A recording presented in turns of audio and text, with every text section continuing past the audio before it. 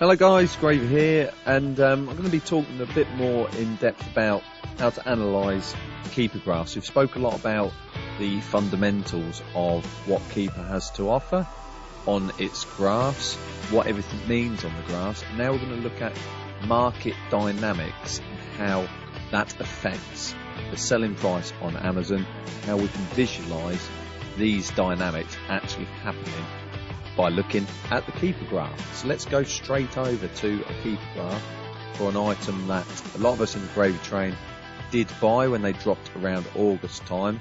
Let's have a look. The item is this Funko Bulbasaur.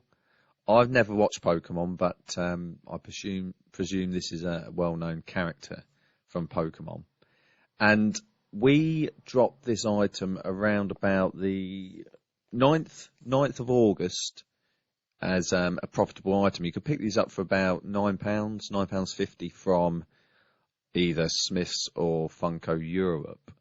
So at the point, if we look on this graph, around about the 10th of August, there we go, 9th or 10th, you could pick them up for £9, and the buy box on Amazon was £24.49. So that's a really good return. You're looking at probably 60-70% return there. Really good return. And as expected, everybody rushed out to buy them. I expect Smiths and Funko Europe had just had a restock on them because there wasn't a huge amount of sellers on Amazon at the time. There was only 8. So let's just think this through. There's suddenly a huge amount of supply out there. When I say huge, I'm not talking Tesco levels, Sainsbury's levels. I'm talking 15 to 20 odd in each Smith store. So there is a finite amount of stock, but it's still quite a lot for an item that at that time was 20,000 in the toys category. So it wasn't 1,000, it wasn't selling thousands a month, it was 20,000, which probably equates to, I don't know, 200 sales per month. And if you think you've got, I can only guess, 50, maybe 50 more Smith stores in the country, and they're all stocking 15 plus, you could have at least 1,000 units of this available at Smith stores. That if the reselling community jumps on, that's a lot that they're going to need to resell back on Amazon. So the following days, just bear in mind the price is $24.49. You can see at the bottom the user count started to go up as these resellers started to send them in to Amazon to sell via FBA. And that price at the top, was go across, started to slide down. There's a big drop there. There's an influx there of 11 to 15 sellers. And somebody decided they want to sell these quickly. They wanted their cash out of them. They wanted to turn it around quickly, which is a genuine strategy people adopt, keep that cash flow going. But what they've done is they tried to be the first in the queue to sell this item on the listing. They wanted to get the buy box. So the best way of them doing it was by being the cheapest, then undercutting the cheapest, undercutting. And when you've got 15 to 20 people all trying to be the cheapest, there's only one thing that's going to happen to the price when it's not in particular demand, this product. It's a simple case of if the supply outweighs the demand for the product, then the price will inevitably go down. This doesn't just happen on Amazon. This happens on any market in any part of the world, regardless of its Amazon, eBay, Alibaba, or your fruit and veg market round the corner. If you've got lots and lots of people selling the same product and there's not enough customers that want that product, inevitably those guys selling are going to want to be front of the queue to sell what stock they have. Just continuing this then, so we go through, we're down to £21 now. And if you look at the bottom, the offer count is still rising as we move through August. This is 3 weeks since the deal was posted. And we get up to September. So this is a month after it was posted. And the price has dropped all the way down to £20 from £24. It's still a good return. And people are still seeing that, so they're sending more stock in. And then we get up to 24 on the offer count. Still holding the price at $19.99, which isn't bad. This is the peak point of sellers on the listing. So we had 23 sellers on there. And what has happened there is suddenly the sellers start to sell out, and you can see that this drops off. And you've also got to a point where a lot of people who would be looking at this item as one to flip suddenly realise, okay, this isn't as profitable as it could have been. I'm going to pass on that one. So you get less sellers coming on the listing. You also find that stock has sold out from your Smiths, from your Funko Europe. No one can buy it anymore, which is a fantastic situation for resellers. Now there is no supply other than who's already selling on Amazon. The demand level will stay the same as it was, not particularly high. So it's still the BSR staying around that 15,000, 20,000 mark. So it's still selling on Amazon the same amount as it was when we originally bought this item. The only thing that's changed is the supply has dried up somewhat. So what happens to the graph? Well, it maintains the same price to a certain extent. You've still got some dropping going on as people want to sell it. Gets down all the way to £19. And then you see at the bottom the sellers are gradually dropping off. Gradually dropping off. Price slides a little bit more. A few extra sellers coming on. But we don't see a massive slide and sudden slide like we had when people first started selling it. The price stabilises, it starts to go up, and then we hit the end of November, beginning of December, which means people are buying toys. And if people are buying toys, the demand suddenly has increased substantially. The number of sellers really disappears. There's clearly no stock anywhere, and then this price suddenly jumps up. Let's just zoom in on this a bit more. We're now in November, late November, and the price starts to rise massively.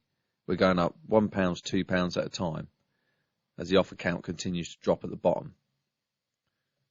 You see now we're up at 23.70. We're nearly back at the point where we were when we said it was a good flip. And by the time you get down to this 7 offer count, which it was when people were first buying this, the buy box actually disappears and people try and sell this for $29.99. Don't think they got much luck. Now we hit December, which is quite an interesting change on the listing. It's actually increasing sellers, which you probably think strange because there's no stock about, you can't buy it anywhere. Well, this would be the sellers like myself and like others who bought these in August but didn't send them in on that initial surge of sellers sending them in and the price dropping. Let's just go back to that. So for these guys, we would have bought around here when the item was dropped, but we've held all this time from August till the start of December because we know that you're going to get this pattern of lots and lots of sellers trying to sell at the same time. So there is actually a little drop in price as sellers start to send their stock in, but inevitably there's only a limited amount of stock, and then we get to where we are on Christmas week in December, and the price has recovered to the original price it was in August. What am I saying here then? Well, the point I'm trying to make is that supply and demand dictates what happens to the price on Amazon. You can break it down however much you want to people are undercutting, there's undercutters everywhere, but you have to accept that this happens in every single scenario in the world. Think of the bigger picture. Think how you're going to react to what you know is going to happen. It is 100% going to happen because people want stock turning around quickly. You'll get more and more familiar with seeing graphs like this, where the line at the top, the buy box or the new price, is a mirror image of the new offer count at the bottom. When this goes up, this goes down. When this goes up, the price goes down. I'm going to now show you a clear example of a listing where the price has dropped and hasn't recovered yet. This is the supposedly rare Gujitsu Braxaur, we're calling, but it's a Brachiosaurus. And Gujitsu, for many of us, we've seen for many years, we've been buying and selling them. And they always have within them one rare Gujitsu. And it's clever marketing, really, because Gujitsu market it as rare, and people go out and look for it, and people will look to buy it. But what's happened this year, Gujitsu have put a lot of this stock in the market, and it's not as rare as the marketing suggests. People have been buying this all year round and hoarding them because they believe it's got resale value. There's been previous series of Gujitsu where the Yeti or the Hydra have both fetched £100 plus on eBay, and they've been hauling their price at £60 plus on Amazon.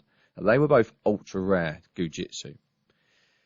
The difference between them and this one is that they are actually ultra rare. It was hard to find them, very difficult to find them, and if people found a Yeti or a Hydra, it was a big thing.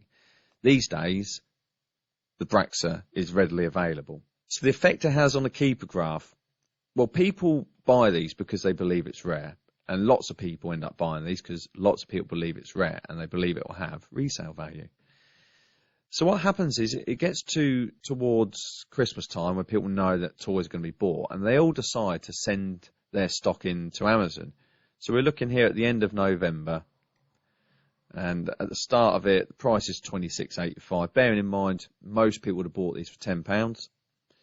And if you look at the bottom, the new offer count, it slowly drops down, and the price is at $26.95. Because this is in demand, consumers are buying this. Then we get to December, and everybody decides to send all their stock in. We also had Lidl and Aldi dropping their stock of this for £8 at the start of December, which is an absolute disaster for a listing like this. You've then got the double whammy of all Amazon sellers who've been hoarding these all year to try and sell them at Christmas time, and the people who've just bought them from Lidl for cheaper than all those hoarders bought them for, all sending their stock into Amazon. And if we watch this buy price, the buy box price, it's jumping around quite a bit. But as the user count goes over 100, you start to see more times the buy box being under £20. It's still rising. It's still rising. Up until a couple of days ago, it was still rising. You've now got 125 plus sellers on this listing who are dropping it 1 pence at a time, 1 pence at a time. We've then got a problem where people thinking, okay, people are buying this for Christmas, and Christmas Day is 5 days away at the point of filming this, and people really want this sold. They know it's a time of high demand, and they really want this sold. So the mentality then is, I really want to be at the front of the queue. I'm not going to wait for everyone else. I want to be at the front of the queue. This price, guys, is going to continue to drop and drop and drop over the coming days, all throughout December, probably into January. And I fully expect this to be under £18 by the beginning of January, and possibly £17.50-ish, as the people that bought from Lidl are happy to take that profit. What's the lesson with this listing then? Well, don't be fooled by marketing. If something says ultra rare on it, make sure it is ultra rare. If there's too much supply, then the price is going to crash. You need demand to outweigh supply. And the demand on this item isn't particularly huge. If you look at the BSR, it's 10,000. That's not humongous at all. There isn't enough demand to outweigh the huge amount of supply that's been available all year round and is now available from Amazon sellers. In future, I'd suggest before you buy something like this, you see how often other people are buying it, see how much is out there. If other people are saying, I've got loads, I've got loads, I've got loads, it's probably not rare. So judge it for yourself. Also check the BSR. If the BSR is at 1,000 on this, and there's as much stock as there was, this would be flying out for a lot higher prices. If we scroll out to the whole year, you can see that mirror image that I spoke about, where the rise in number of sellers means the lowering of the buy price. This, if you put a mirror in the middle here, you've got a similar sort of pattern.